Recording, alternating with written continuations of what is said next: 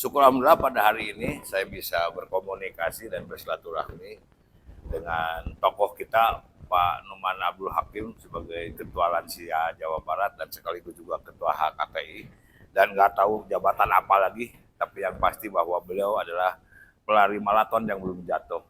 Saya merasa perlu untuk berkomunikasi, mensikapi fenomena hari ini di Jawa Barat, baik dalam rangka pemberdayaan ekonomi kerakyatan, dalam ketahanan pangan, dan juga masalah penguatan desa sebab negara kuat, pasti desa kuat, negara kuat. Nah, di luar itu ada satu kekhususan, memang hari ini saya kira menjadi pemahaman bangsa bahwa di era perjalanan negeri ini baru kita akan menghadapi istilah pilkada serentak ya Pak Numan.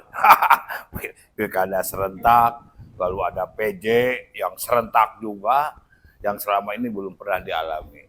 Entah apa yang memang menjadi desain di sana, tetapi tentu hal itu harus menjadi sebuah persikapan dari ketokohan masyarakat yang memang punya pengalaman dan yang terpenting lagi masih punya kadedeh lah kanya ke masyarakat khususnya di Jawa Barat. Oleh karena itu kita ingin bincang-bincang dan ingin meluaskan pemikiran itu kepada teman-teman yang lain ya, yang sempat juga berkecimpung baik di dunia pemerintahan, di bidang birokrasi, lainnya di profesional, termasuk mungkin di kalangan militer. Nah, kita namakan forum itu adalah Forum Kaukus Ketokohan Jawa Barat, dan tadi Pak Numan memberikan sebuah persetujuan, lalu kita dalam waktu dekat akan berdiskusi dengan para tokoh yang dimaksud dalam hal tadi beberapa materi yang saya kira menjadi menarik buat kita.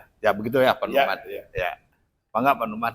Ya, saya kira ide Pak Eka bagus sekali, ada pikiran-pikiran dari tokohan Jawa Barat, ada Pak Eka. Pak Eka itu adalah tokoh besar sebetulnya. DPRD, Ketua Komisi 2 soal pemerintahan dan begitu, beliau tuh jagonya lah sebetulnya. Undang-undang mengenai pilkada, pemilu sebagainya, Pak Eka pernah duluan lah. Kemudian saya masuk di situ. Jadi memang ada kekhawatiran lahirnya tokoh-tokoh lewat pemilu langsung itu menjadi musibah besar karena rakyat tidak paham sebetulnya siapa yang dia pilihkan. Itu pentingnya segera ada kaukus ini memberikan arahan kepada rakyat. Anda pilih yang terbaik lah. Toh Anda yang diuntungkan kalau kepala daerah terpilihnya itu partai apapun ya yang terbaik. Gitu. Itu kira-kira harapan Pak Eka untuk kaukus ini. Saya mendukung lah terpilih kaukus ini supaya kita bisa mendorong lahirnya tokoh-tokoh di Jawa Barat ini, di mana pemilu serentak kita tidak boleh ada salah pilih. Kan sekarang hampir 2/3 dari seluruh kepala daerah yang terpilih itu tidak ada sesuatu yang terbaik, tak begitu-begitu aja, bahkan masuk ke penjara. Itu kan menyakitkan gitu loh. Itu satu. Yang keduanya tadi Pak Eka cerita soal bagaimana ke depan itu membangun Jawa Barat. Ada 3 hal penting bagi saya. Pertama yang harus dibangun ke depan itu, yang pertama adalah koperasi, dan itu memang dicetuskan oleh Bung Hatta dengan Bung Karno. Ya. Itu bagaimana koperasi itu hidup dan menjadi sokoguru istilahnya, itu menjadi kunci kemajuan ekonomi rakyat. Itu sampai sekarang nggak ada koperasi itu maju. Kedua soal pertanian, itu sebenarnya ketahanan pangan. Ya. Ketahanan pangan itu menyakitkan. Vietnam dan Indonesia lahannya pangan itu jauh lebih besar kita. Mau karet, mau padi semuanya, tapi mereka itu bisa ekspor. Kita masih impor. Dan terakhir kan ingat mau pemilu aja 450 triliun kita. Itu kan luar biasa.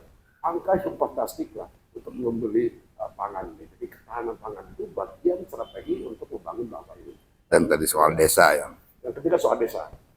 Jadi saya kira ini pentingnya nanti dibicarakan juga oleh kaukus ini bagaimana membangun Jawa Barat 3 hal ini.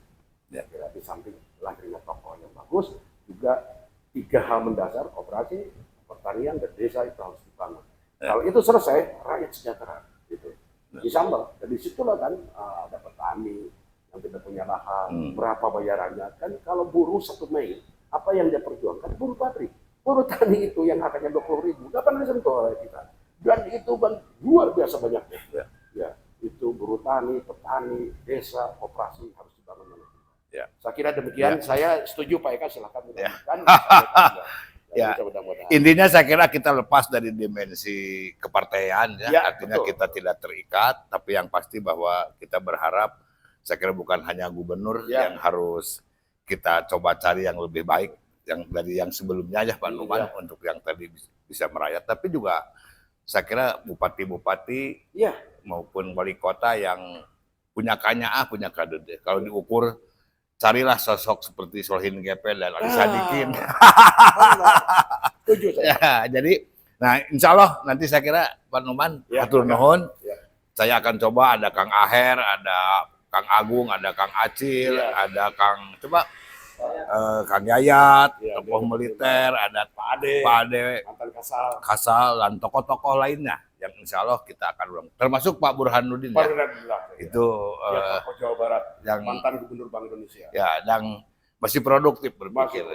Saya kira itu teman-teman sekalian, terima kasih. Sampurasun.